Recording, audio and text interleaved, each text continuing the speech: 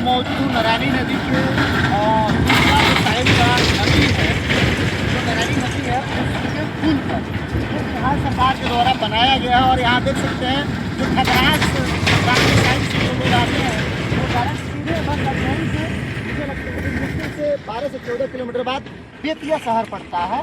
और यहाँ देख सकते हैं ये नारायणी नदी का जो दूसरा साइड का एरिया है, ये तमाम अपने क्षेत्र को कवर करते हुए नदी आगे की तरफ बढ़ रही है। अब हम लोग बेतिया के तरफ से वापस होते हुए और हम लोग अब निकल रहे हैं सीधे ठकराहा के लिए।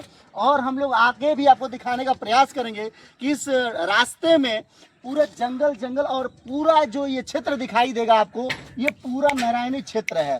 तो दोस्तों, यहाँ विकसित भारत में कितना यह उपेक्षित क्षेत्र है, जो अभी आप देख सकते हैं कि यहाँ से मुझे लगता है कि 20 किलोमीटर का एरिया जो है वो पूरा का पूरा नारायणी का क्षेत्र है। और ये सामने अगर देखेंगे आप तो पूरा बालू है, नदी का पूरा बालू क्षेत्र है। यहाँ पे कहीं से भी आपको, यानी कि मुझे सैकड़ों एकड़ जो जमीनें हैं ये पूरा का पूरा खाली पड़ा हुआ है। और इसके बाद अगर देखेंगे आप तो जो वो पानी टंकी दिख रहा है, टावर दिख रहा है, गांव दिख रहा है, यहाँ से शुरू होता है। लेकिन अगर हम बात करेंगे इस नारायणी नदी के क्षेत्र का, तो ये लंबा चौड़ा एरिया जो में आपको श्रीनगर पंचायत पड़ेगा, उसके बाद तमाम पंचायतों के साथ लास्ट में ठकराहा प्रखंड पड़ेगा। और श्रीनगर पंचायत मुझे लगता है ठकराहा प्रखंड के अंतर्गत ही आता है। और यहाँ पे जो काफी संख्या में लोगों को विस्थापित करना पड़ा, वो जो बीच के गांव के जो भी नारायणी नदी के क्षेत्र में जो भी गांव थी, या तो वो लोग विस्थापित हो गए बेतिया के तरफ, या फिर उत्तर प्रदेश के कुशीनगर के साइड में चले गए। और बीच का जो पूरा एरिया था ये गंगा माँ ने, या फिर ऐसे कहें नारायणी नदी ने अपने आगोश में लेते हुए पूरा खाली कर दिया। आप कहाँ से आ रहे हैं? हम श्रीनगर से आ रहे हैं। श्रीनगर से इधर कहाँ जा रहे हैं? पूजहा जा रहे हैं, मार्केट। पूजहा इधर बीच में तो कितना किलोमीटर पड़ता है श्रीनगर यहाँ से? 5 किलोमीटर का। यहाँ से 5 किलोमीटर। और पूजहा क्या किलोमीटर है? श्रीनगर और पूजहा का दूरी 5 किलोमीटर का। 5 किलोमीटर। अब मान के चलिए यहाँ से आप लोग प्रखंड को पड़ता है।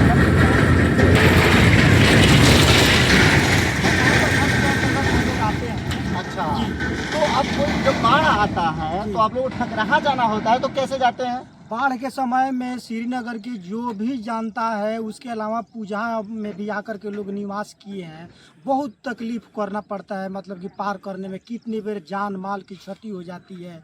मतलब कि गंडक नदी पार करने के लिए पूरा दिन हम लोग बैठे रह जाते हैं वहाँ से। एक मतलब कि यहाँ से 5 किलोमीटर से नाव खुलती है, ता करके पूजहा मतलब कि हम लोग अस्थायी होते हैं। अच्छा, किनारा में आते हैं, इतना हम लोग को दिक्कत को सामना करना पड़ता है। बाढ़ के समय में आप लोग का राशन, पताई, सब्जी, बीमारी, ये व्यवस्था कैसे करते हैं आप? सर, अगर और दवाई भी मतलब कि रहे ना, या कोई मतलब कि तकलीफ आ जाए हम लोग का, तो हम लोग का मतलब कि मर जाएंगे हम लोग। यहाँ पर कोई देखने वाला नहीं है, ना यहाँ पर डॉक्टर की व्यवस्था है, ना कोई अस्थाई मतलब कि हम लोग का निवास है, कोई व्यवस्था नहीं है यहाँ पर। अच्छा, भगवान भरोसे लोग इधर अपना जिंदगी जीता है। हम लोग भगवान के भरोसे जीते हैं। मान लीजिए रात में हम लोग बीमार पड़ जाए तो सुबह होगा, 10 बजे का समय होगा, 10 बजे नाव खुलेगा, तो हम लोग 2-3 बजे तक पूजहा आएंगे, तब जाकर के हम लोग किसी ग्रामीण हॉस्पिटल में पहुंचे या प्राइवेट हॉस्पिटल में पहुंचे। यहाँ से ठकराहा आप लोगों गांव से कितना दूर पड़ता है? ठकराहा पड़ेगा 9 किलोमीटर पड़ेगा। 9 किलोमीटर। तो आसान कौन सा ठकराहा होता है कि पूजहा के होता है? पूजहा की तरफ होता है। अच्छा, फिर ठकराहा में अगर प्रखंड में कोई काम होता है, अधिकारी से मिलना होता है, तो बाढ़ के समय कैसे जाते हैं? बाढ़ के समय हम लोग को अगर ठकराहा जाना हो तो 1 रोज पहले हम लोग घर छोड़ेंगे। जैसे कि कल जाना है तो हम लोग आज पूजहा आ जाएंगे। अच्छा, शाम तक। अच्छा, और उसके बाद क्या करेंगे, यहाँ से होते हुए चौतारवा होते हुए धानाहा होते हुए हम लोग ठकराहा पहुँचते हैं। अच्छा, आप लोग इधर से सीधे नहीं जा करके आप लोग आते हैं यहाँ कहाँ? पूजहा। पूजहा। और पूजहा से ऐसे बगहा चौतरवा होते हुए कुशीनगर होते हुए 9 किलोमीटर की जो दूरी इधर से आपको आसानी से पूरा जो करनी होती है, वो अगर पूजहा से होते हुए बगहा और चौतरवा होते हुए कुशीनगर होते हुए क्या किलोमीटर पड़ता है? लगभग मतलब कि 70-80 किलो के आसपास। तो दोस्तों, यहाँ समझने वाली बात है कि सरकार की छोटी सी नाकामी की वजह से, एक छोटी सी व्यवस्था की वजह से, ये जो बीच के गांव हैं, जो श्रीनगर के लोग हैं, जो 22, 25, 30 टोलों में बंटा हुआ है, उसके साथ साथ और भी न्याय पंचायतें हैं, श्रीनगर 22 टोला में, जो यहाँ पे आते हैं पूजहा, और पूजहा से होके फिर 70 से 80 किलोमीटर का यात्रा करते हैं। कितना तकलीफ होता होगा। इसमें एक और बात है कि ये लोग एक दिन पहले ये यात्रा शुरू करते हैं। हाय रे सरकार, अगर नीतीश जी की सरकार अगर एक्टिव होती तो उस 20 सालों में इस क्षेत्र का विकास कुछ न कुछ जरूर की होती। लेकिन ये लोहे का पुल जो बाढ़ के समय में अक्सर दह जाया करता है। अभी सम्राट चौधरी की सरकार बनी है, सम्राट चौधरी से क्या कहेंगे आप? सम्राट चौधरी जी से हम यही कहना चाहते हैं कि जो मतलब कि शेयर करके हमारी बात को वहाँ पर पहुँचाया जाए। जैसे ही बाढ़ इधर आएगा तो हम लोग तो गरीब आदमी है, हम लोग को निवास करने के लिए मतलब कि उपरांत में करारी जगह में कहीं हम लोग को अस्थायी निवास नहीं है। अब जैसे कि नदी में पानी आ जाएगा तो शिक्षक लोग भी पढ़ाने नहीं आते हैं। अच्छा, टीचर भी नहीं जाते? टीचर भी पढ़ाने नहीं जाते हैं। टीचर लोग आज के भी समय में हमारे मतलब कि पंचायत में 7 पंचायत में जो विद्यालय है यहाँ पर पलहा लगा करके पढ़ाते हैं लोग। आज के भी रीजन में आज 2 शिक्षक आएंगे तो 2 शिक्षक नहीं आएंगे, चाहे अपना मोबाइल से हाजिरी बना करके चले जाते हैं। इसी तरह का हम लोग को बाल बच्चा को पढ़ने के यहाँ पर कोई व्यवस्था नहीं।